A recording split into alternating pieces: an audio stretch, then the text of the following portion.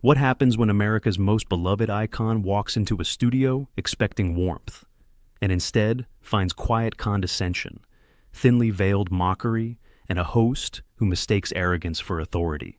This isn't a story about shouting. It's a story about restraint, about dignity, and about the moment even the kindest person alive decides, enough. What unfolded on The View that morning would end with stunned silence, a broken rhythm, and a walk-off no one saw coming. The studio looked exactly as it always did in wintertime. Soft golden lights, a carefully arranged holiday backdrop, candles glowing behind the glass desk, wreaths framing the windows, and the unmistakable warmth that The View liked to project, especially this time of year. It was designed to feel safe, inviting, friendly. Dolly Parton noticed all of it the moment she stepped onto the set.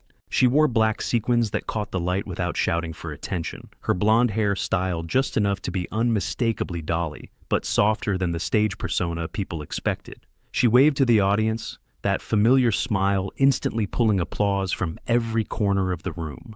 Joy Behar watched her closely, not smiling, not frowning, just watching. Whoopi Goldberg leaned forward first, as she usually did, grounding the moment. "Please welcome the one and only Dolly Parton." The applause swelled again. Dolly nodded, placed a hand briefly over her heart, and sat down, folding her hands neatly on the table. 2. The View mug sat between her and Joy, ceramic barriers in a conversation that hadn't yet begun. "Thank you for having me," Dolly said warmly. "It's good to be here." Her voice was gentle, familiar, disarming. For the first few minutes, everything followed the script.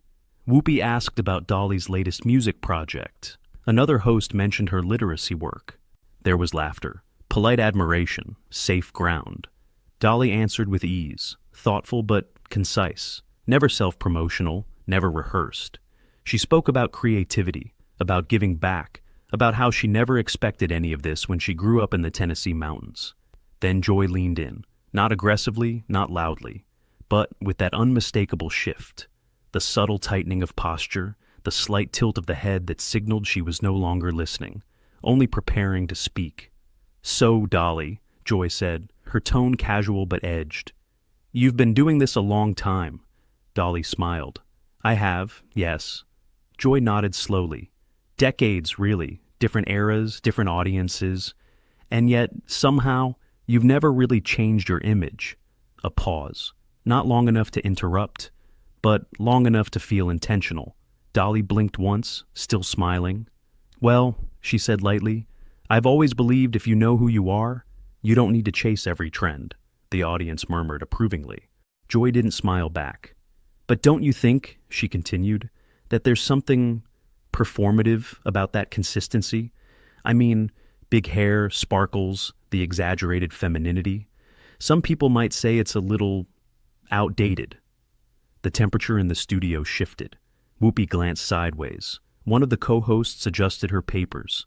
Dolly didn't move. She didn't stiffen, didn't raise her voice, didn't even let the smile leave her face. Instead, she tilted her head slightly. "Well, Joy," she said gently, "I've always thought femininity wasn't something to be ashamed of. It's just one way of being strong." Joy's lips pressed together. "Sure," she said. "But don't you worry that younger women see that and think success means looking a certain way? That being taken seriously requires all the glitter?" The words hung there. Not an outright attack, but not a compliment either. Dolly's fingers rested calmly against each other. Her nails, perfectly manicured, tapped once, softly against the glass. "I think young women are smart enough to decide for themselves," she replied. "And I trust them more than I trust labels." A ripple of applause moved through the audience. Joy leaned back, crossed her arms. "I'm just saying," she added, "you've built a brand, and brands can sometimes distract from substance." That was the moment, not when the words landed, but when Dolly realized how they were meant to land. This wasn't curiosity, it wasn't dialogue, it was a slow erosion. Dolly looked directly at Joy for the first time, not with anger, with clarity. "Well," she said softly, "I reckon substance speaks for itself." Her tone was still kind, still controlled, but something had shifted, and Joy noticed it. She smiled faintly as if satisfied she'd finally found traction. "Of course," Joy replied. I just think it's worth examining. Dolly nodded once. Then examine away, she said.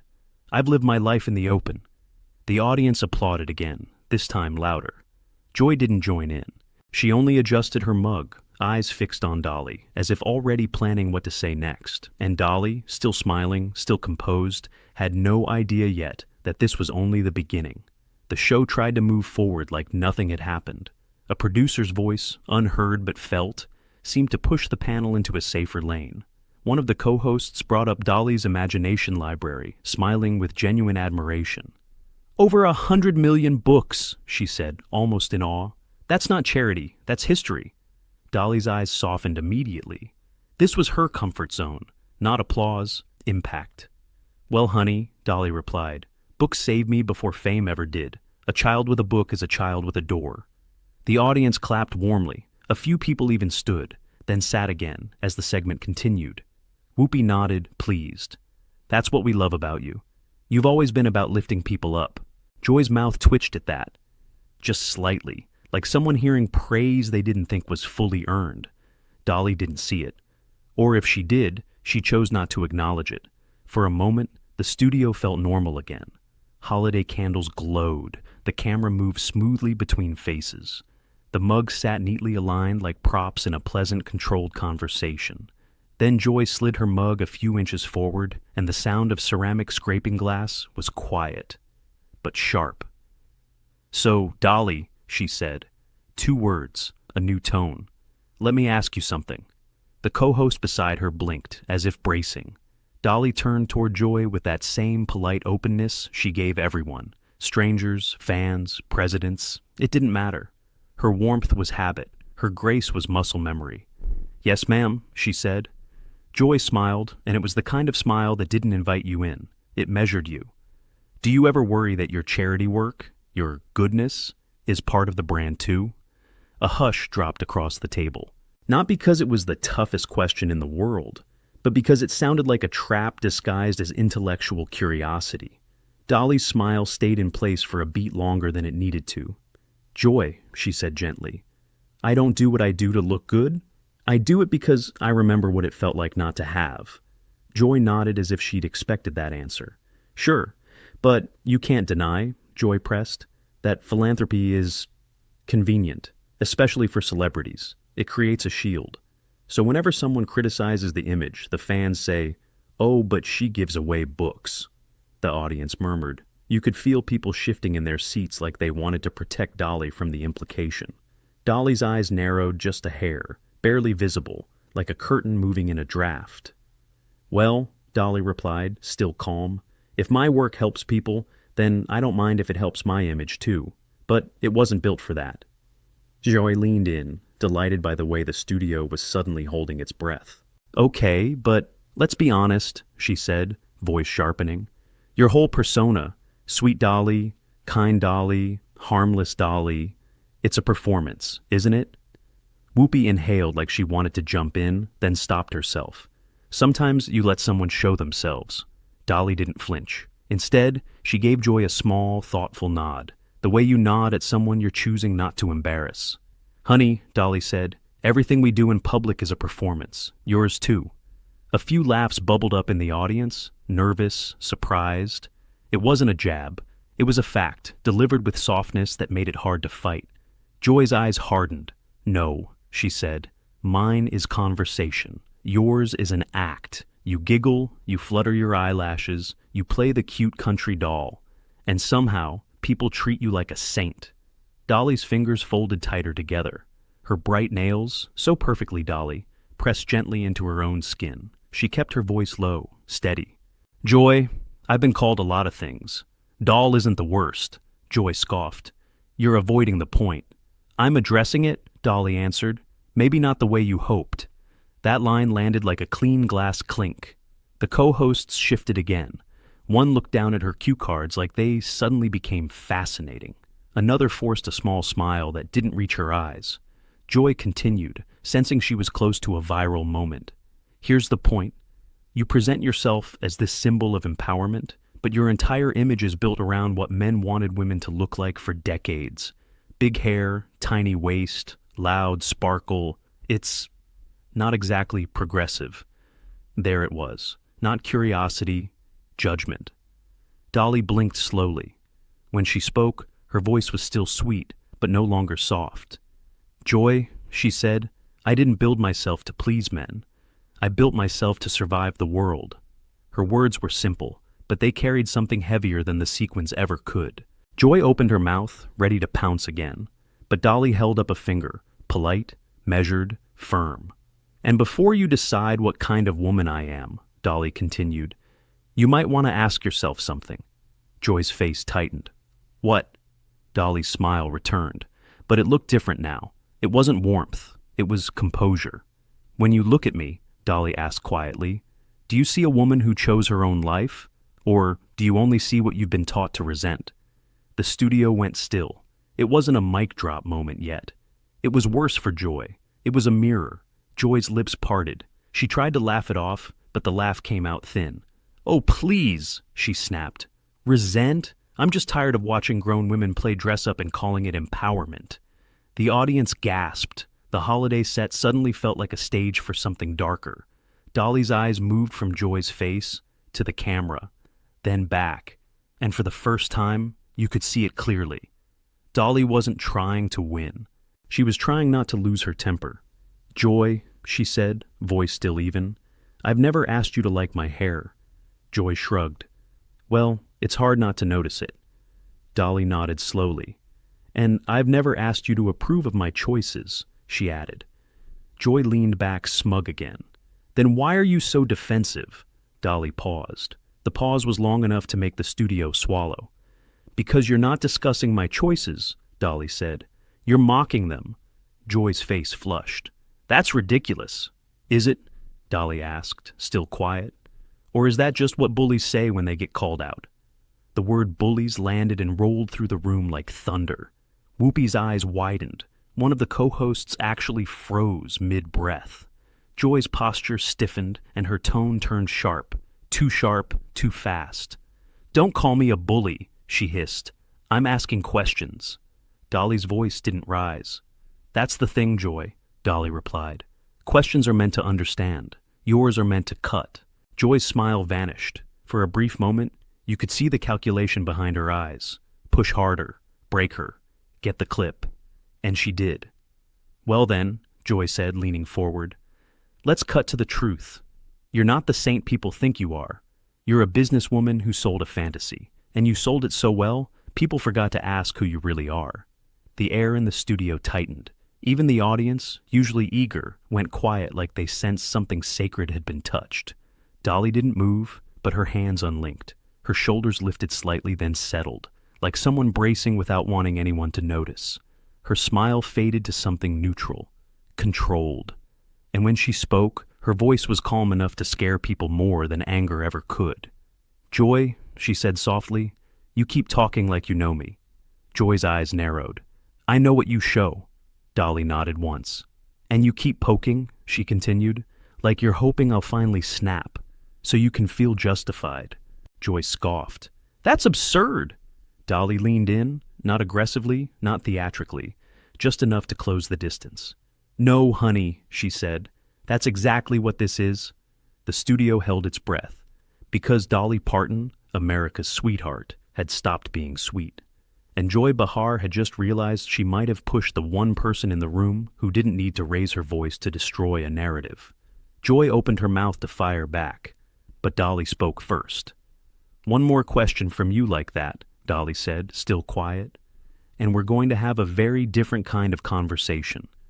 Joy blinked. For the first time all day, she didn't have a line ready, but she wasn't the type to retreat. She only smiled, thin, sharp, dangerous. "Good," Joy said, "because I'm not done." And the way she said it made the producers behind the cameras reach for their headsets, because everyone knew now. This wasn't an interview anymore. It was a collision.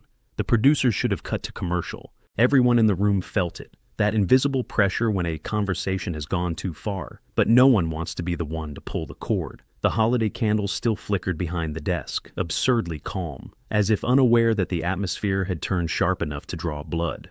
Joy Behar adjusted in her seat, clearly energized now. This was her terrain, conflict framed as conversation. Dolly sat back slightly, hands resting together again. But the softness was gone. What remained was composure sharpened into something deliberate. Joy cleared her throat. "You know," she said, feigning reflection, "people love to protect you, Dolly. That's fascinating to me. You say one sweet thing, and the audience applauds like you've solved world peace." A few uncomfortable laughs scattered through the studio. Dolly didn't react. "I mean," Joy continued, waving a hand casually, "you talk about kindness and empowerment, but you've never really challenged the system. You benefited from it. You played into it. That's not bravery, that's marketing." The word marketing hung heavy. Whoopi shifted forward. "Joy, no, let her answer," Joy interrupted quickly. "I'm genuinely curious." The lie in that sentence was obvious to everyone, except Joy herself. Dolly inhaled slowly through her nose. It wasn't dramatic, it wasn't visible, but it was the kind of breath you take when you're deciding whether to keep the peace or finally speak the truth. "I've challenged plenty," Dolly said calmly. "Just not the way you seem to prefer." "Oh?" Joy raised an eyebrow. "How so?" Dolly turned her head slightly toward the audience before answering, not for approval, but for grounding. "I challenge poverty by refusing to stay poor," she said. "I challenged illiteracy by putting books into children's hands. I challenged exploitation by owning my work." Joy smirked. "And you challenge beauty standards by exaggerating them?" A sharp intake of breath rippled through the audience. Dolly's eyes finally hardened. "Joy," she said, her voice still controlled, but unmistakably firm, "you keep confusing your opinion with authority." Joy laughed, a short, dismissive sound. "That's rich." "No," Dolly replied. "What's rich is sitting behind a desk judging women's lives from a distance." The applause this time was louder, more confident. People were no longer unsure which side they were on. Joy's smile vanished completely. "You're deflecting," she snapped. "This whole persona, this 'I'm just a sweet country girl' act, it's manipulative. You use charm so people won't question you." Dolly leaned forward slightly, her elbows just brushing the table. "Let me be very clear," she said. "I've never asked anyone not to question me." Joy folded her arms. "Then answer this honestly. If you're so empowered, why cling to an image that was designed by men?" That was the line. Not because it was new, but because it was relentless. Dolly stared at Joy for a long moment, long enough that the studio went completely silent. Even the crew behind the cameras stopped moving. When she spoke again, her voice was steady, but stripped of warmth. "I didn't cling to anything," Dolly said. "I chose." Joy scoffed. "You call that choice?" "Yes," Dolly answered. "Because choice doesn't have to look like yours to be valid." Joy shook her head. "You're romanticizing conformity." Dolly smiled faintly, not kindly. "And you're weaponizing contempt." The words landed with surgical precision. Joy opened her mouth to retort, but Dolly didn't let her. "You know what bothers me most, Joy?" Dolly continued. "It's not that you don't like my hair. It's not that you don't respect my work." Joy rolled her eyes. "It's that you keep talking like there's only one correct way to be a woman. And surprise, it just happens to look like you." The studio erupted. Applause broke out before anyone could stop it. A few people even stood. Whoopi exhaled sharply, half impressed, half alarmed. Joy's face flushed crimson. "That's absurd," she snapped. "You're projecting." "No," Dolly said quietly. "I'm observing." Joy leaned forward now, voice raised, irritation bleeding through her words. "I'm tired of women like you getting a free pass because you smile and donate money. You don't get to avoid scrutiny just because people find you likable." Dolly nodded slowly. "And you don't get to disguise hostility as scrutiny just because you enjoy tearing people down." Joy's jaw tightened. "That's insulting." Dolly met her gaze without blinking. "So is being called a cartoon. So is being reduced to my appearance. So is having my life's work dismissed as a costume." The room was electric now. This wasn't daytime TV anymore. This was a reckoning. Joy raised her voice further. "You want honesty? Fine. I think your whole image infantilizes women. I think it tells them they need to be cute to be accepted.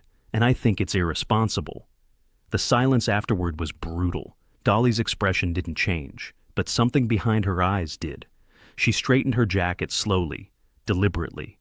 "You don't get to tell women what empowers them," Dolly said, each word measured.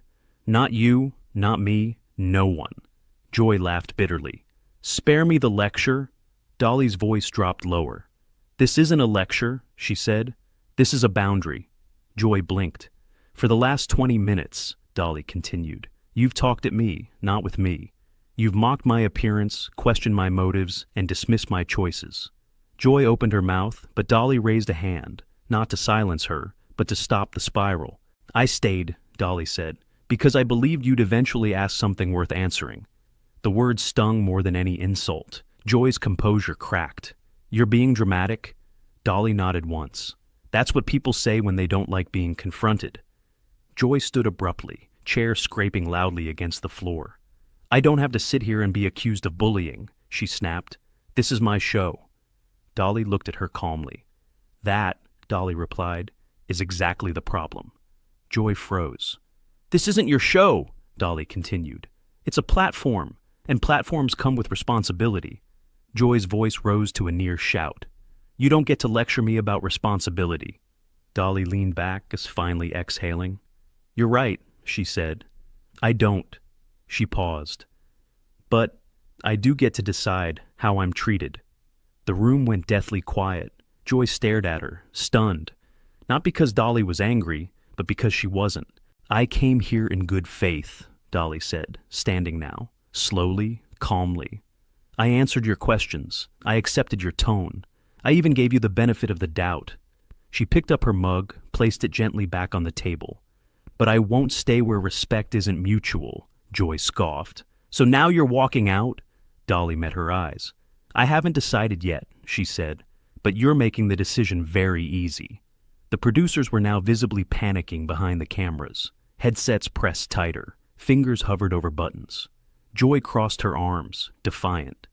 "If you leave, that's on you." Dolly smiled, sadly this time. "No, honey," she replied. "That's on you." The audience erupted again, louder than before. Dolly turned slightly toward Whoopi. "Thank you for inviting me," she said sincerely. "I'm sorry it turned into this." Whoopi nodded, clearly torn. "So am I." Joy's voice cut in sharply. "We're not done." Dolly paused at that, turned back, looked Joy directly in the eyes. "Yes," she said quietly. "We are." And for the first time since the interview began, Joy Behar had nothing to say. Not yet. But everyone could feel it coming, because Dolly Parton hadn't walked out. Not yet. And when she finally did, it would not be quiet. Joy Behar broke the silence first. "You know what?" she said sharply. "If you can't handle tough conversation, maybe you shouldn't come on a live show." The words were loud, defensive, rushed. They didn't land the way she wanted. Dolly stood still for a moment, her back straight, her expression calm, but no longer forgiving. The audience watched in complete silence. Even the holiday lights behind them felt dimmer now. "Joy," Dolly said softly, turning back one last time. "Tough conversation isn't the same thing as disrespect." Joy rolled her eyes. "Oh, please. You're just upset because someone finally challenged you." Dolly smiled faintly. "No," she replied. "I'm upset because you confuse cruelty with courage." That did it. Joy scoffed, throwing her hands up. "Fine. Walk out. Prove my point." Dolly looked around the table, at Whoopi, at the other co-hosts, at the audience that had been holding its breath for the better part of an hour. Then she nodded. "I think I will." Gasps rippled through the studio. Dolly reached for her microphone, unclipped it carefully, and placed it on the table. Not angrily, not dramatically. Gently, like she was setting down something that no longer belonged to her. "I came here to talk about music, books, and hope," she said, her voice steady. "Not to be talked down to, not to be mocked, and not to be turned into a spectacle." She looked directly at Joy. "I wish you well."